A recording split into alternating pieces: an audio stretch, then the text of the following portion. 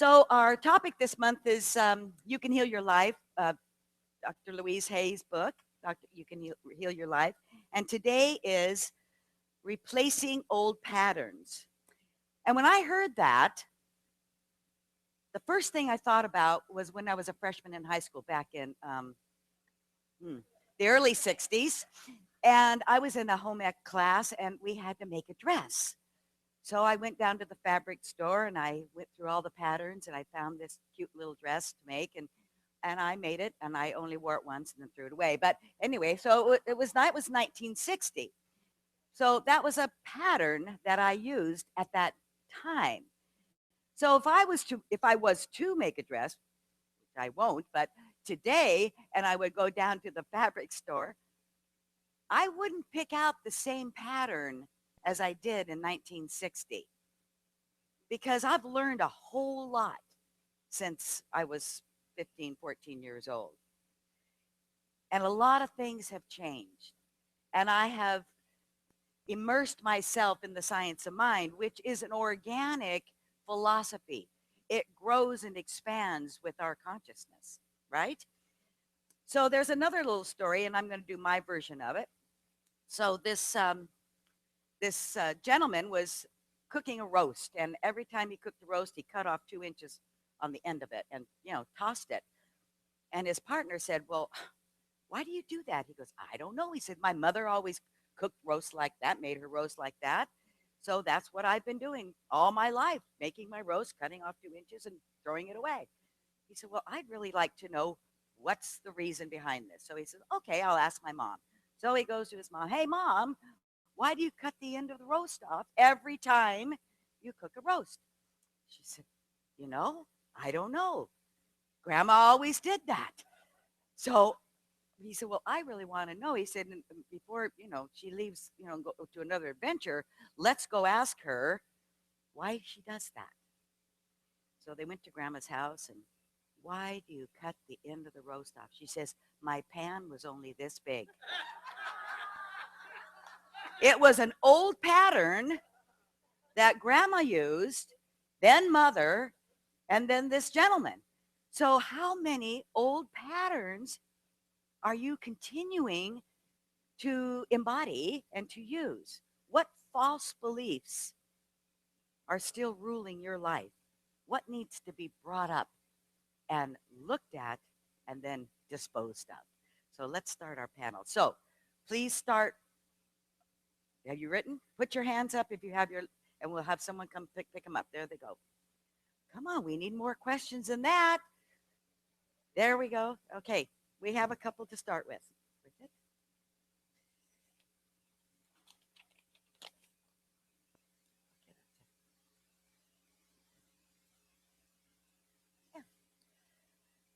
Okay, here's the first one.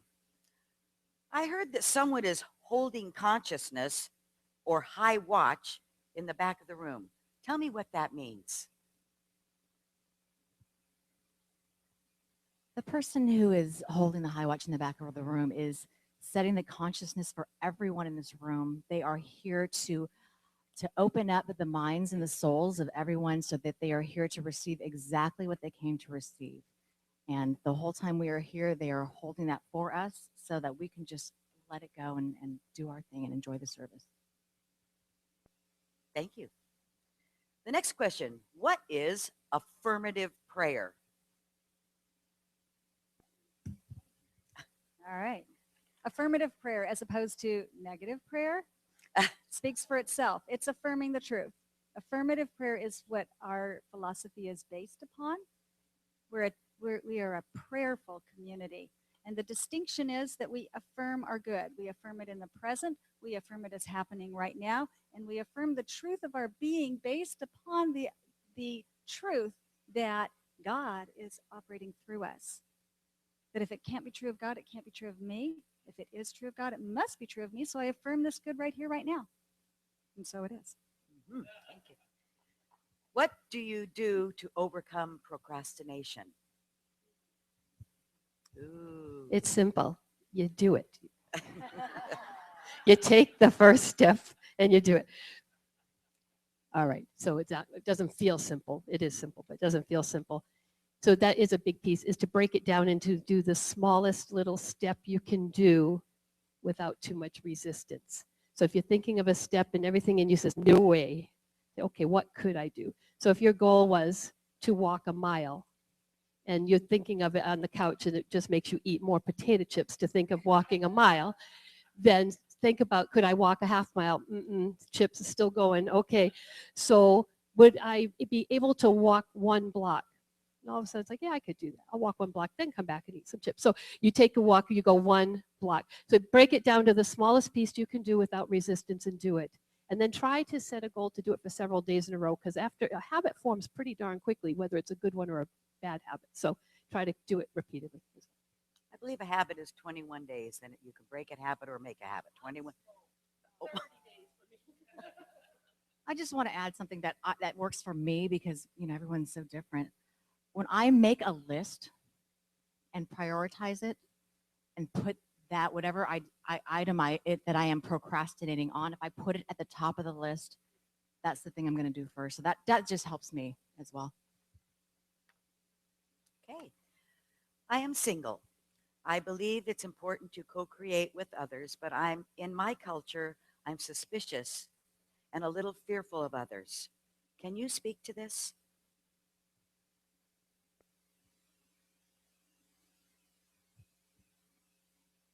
I would suggest that by the question, there's already an opening in your mind.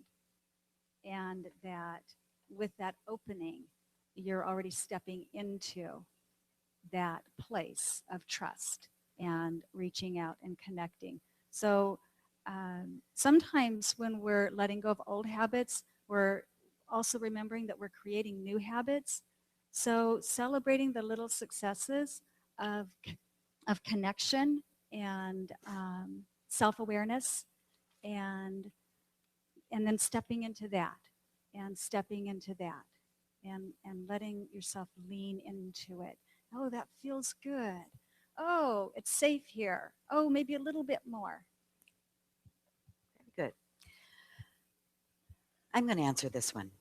It's perfect for me. How can I forgive myself even if I know God's forgiven me? Well, God is within you. God is God and Spirit. We are one. We are one thing. And forgiveness is bringing the circumstance or the situation to the light and seeing that you did the best that you could at the time. I had 10 years of trying to forgive something of my past.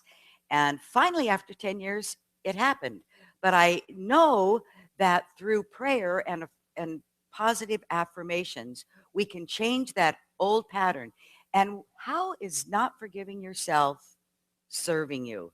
It doesn't at all. So you forgive yourself, you are forgiven, and it's all good. Yes. And it works.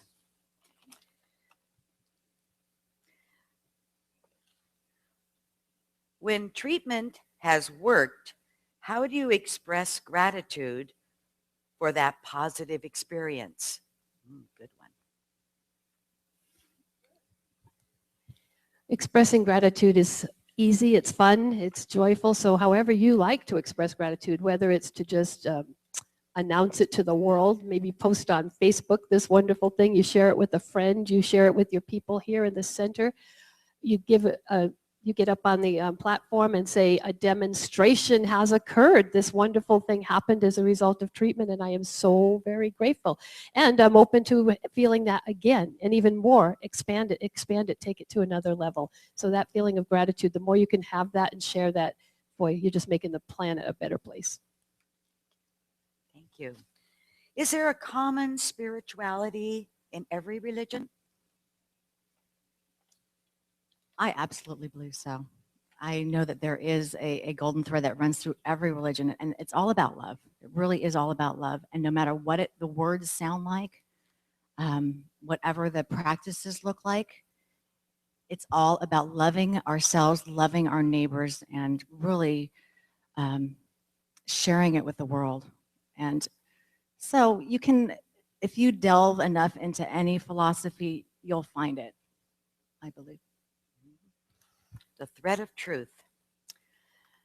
How do we remove the negative chatter from our minds? We all want to know the answer on this one. Well, I'm starting this class on May 11th. It's called Meditation is More Than You Think. And that is a profound method of silencing that mind chatter. And at first, it's very difficult for some, especially if you're an active person or you're just one of those really quick minds. It takes practice, practice, practice, practice, and eventually if you just sit down and keep your appointment with your meditation, even if it doesn't look like meditation, eventually you will get to a place of stillness. I promise you. Great. And I'm going to answer this one. How do I find a prayer partner and someone to be a friend, mentor, someone who is accessible? So on the welcome table, there is a list of all the practitioners and ministers.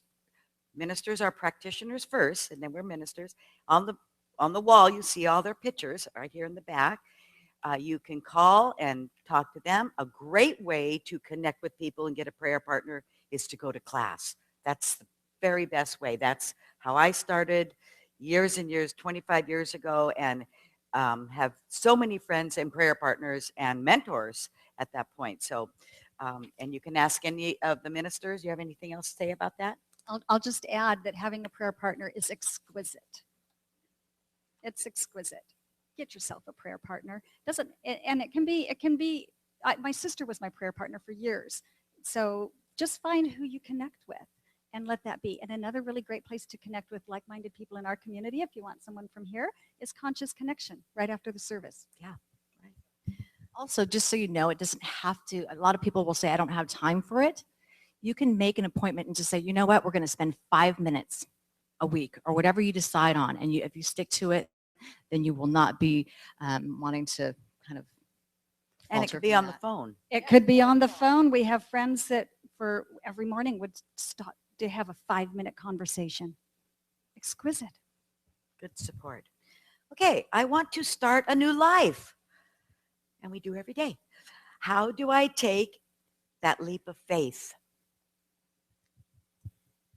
I would say, look at that mind, what your mind is saying, the thoughts that are running through your mind, and especially look at your expectations. What are you expecting?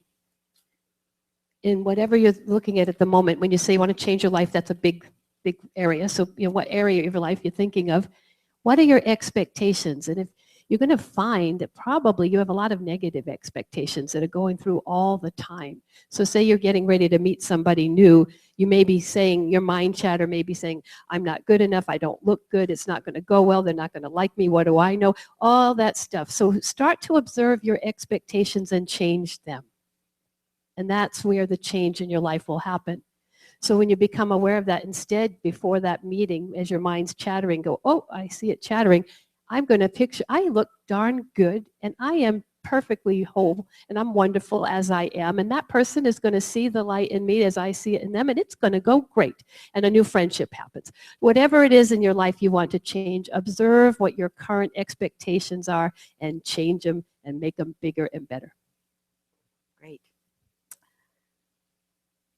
How do you love a person that is hurting your family?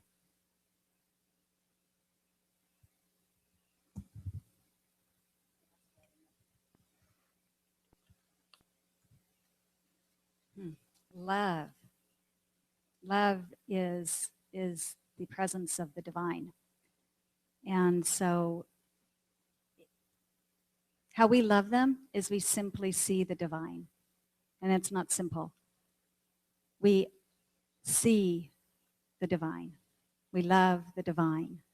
And what I believe is that God is in and through and as all life. And therefore, God is in and through and as this life. In and through and as. And so I love that part of that person that is the divine. And even if it's just a little corner of my mind that can go there to begin with, it will grow because love grows and what we focus on grows. So we just start where we are. We just start where we are. I don't love you yet, but I'm willing to know that I want to love you.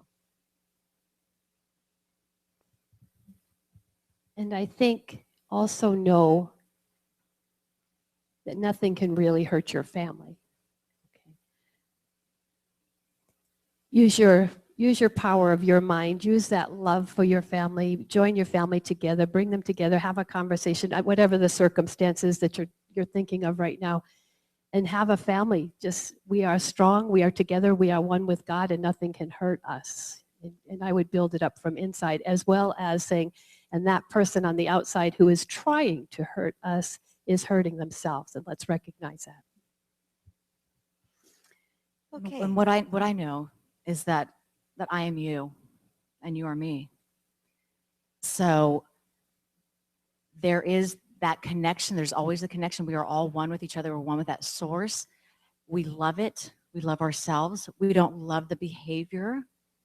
We don't love the action.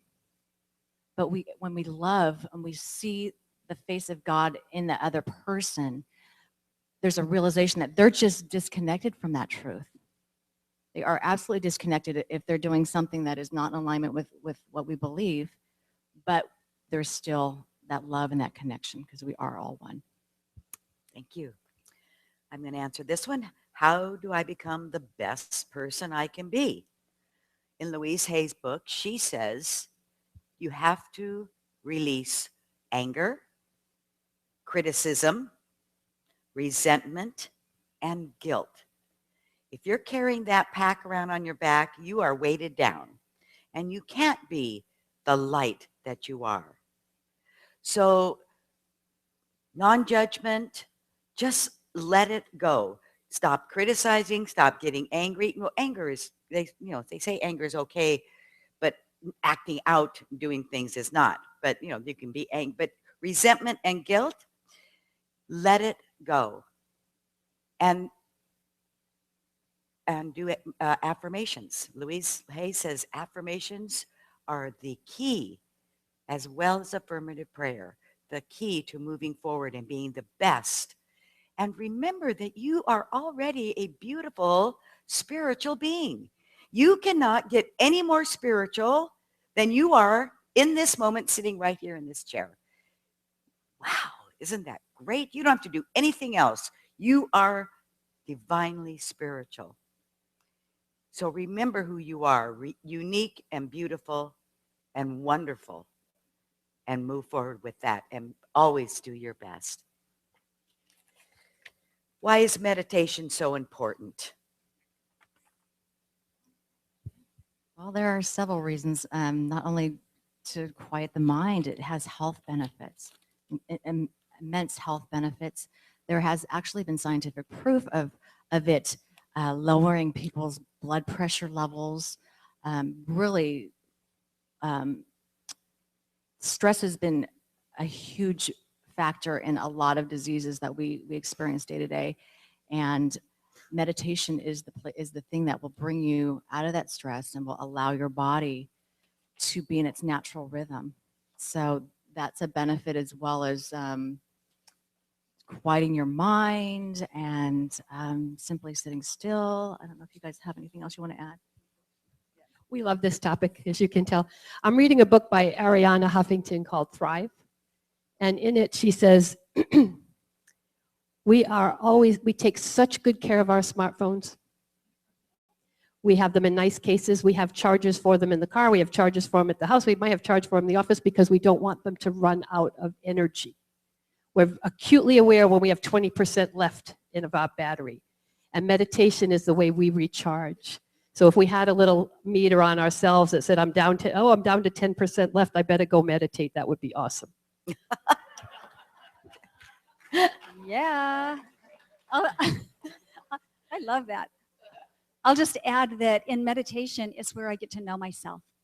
And so it's that sweet spot of, this is how life is for me. This is what I'm believing. This is how life is informing me. Prayer is when we do the talking. And meditation is when we do the listening. So it's my time to listen. This is a really important question, and it's good. Can you explain your religion for someone who is new to the center? Well, first of all, we weren't a religion. We were a philosophy. First of all, Dr. Ernest Holmes created the science of mind philosophy to be added to already established religions, but that didn't happen. So his practitioners, his people wanted him to train them how to be a practitioner and how to live this philosophy. So it's a philosophy, it's a teaching, and then it's a religion. And a way of living, I would add. So for me, when I'm asking myself that question, what is this religion? What does this philosophy mean to me? It means to me a avenue of knowing the divine and knowing it in such a way that I embody it and I embrace it and I express it and that I can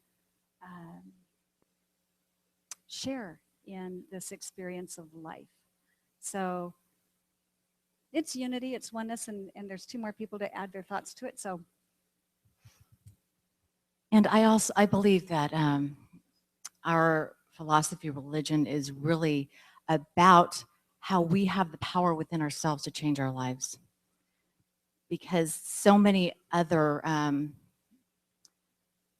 thoughts may be on the outside that, okay, this is what I need to do to get what I need. This is what I need to do to get what I need. Whereas every answer that we have is within us already. And we have, because we are one with the one power that's infinite, we have that same ability to channel into that power. And so there is no limit.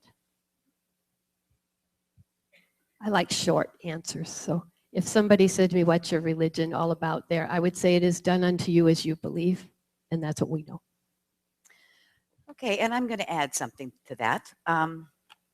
People always ask me, what's the major difference between the science of mind or religious science and the other Christian philosophies or religions? And so we're under the umbrella of Christianity, one of the 400 plus religions underneath that. And I always say the major difference is that we believe that Jesus the Christ was the supreme example, not the exception, and that we are all the beloved sons and daughters of Spirit, of God. And we don't believe that anyone had to die to save us. We save ourselves by our knowing who we are, our spirituality. And I think that's the major difference between the two. I just have to add, this is why we go to class. This is the question we're all answering. What does life mean to me? What does this philosophy mean to me? What does God mean to me? What does spirit mean to me? And so we come to the center, we come to classes, we join in conscious connection, we have prayer partners, we do all of this to answer that question for ourselves.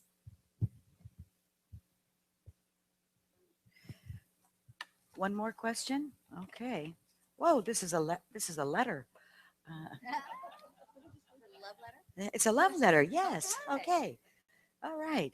If there is a pattern of working really hard and creating a lot, but then connected with somebody's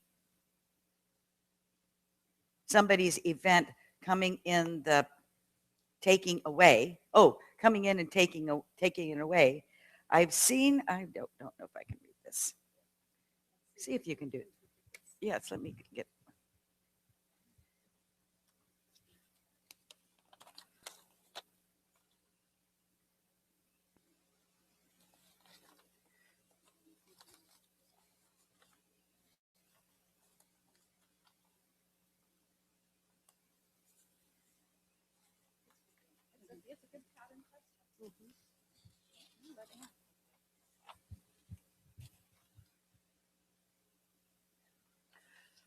Should we go on to another one? No, I'm just taking a moment because I've had this experience myself. So I'm just kind of going in. So just give me 1 second as I go in.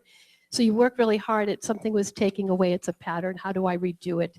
I'm working on receiving self-worth. Okay. So number one with self-worth, we know that you are already just fine.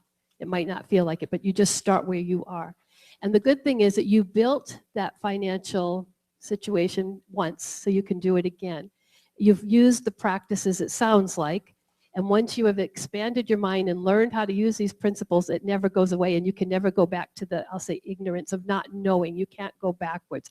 So you already have the tools. Maybe you haven't used them in a while. If you exercise your muscles, they get strong, and you stop for a long time, the next time you go to exercise, they'll build up faster because they never forget what you learned.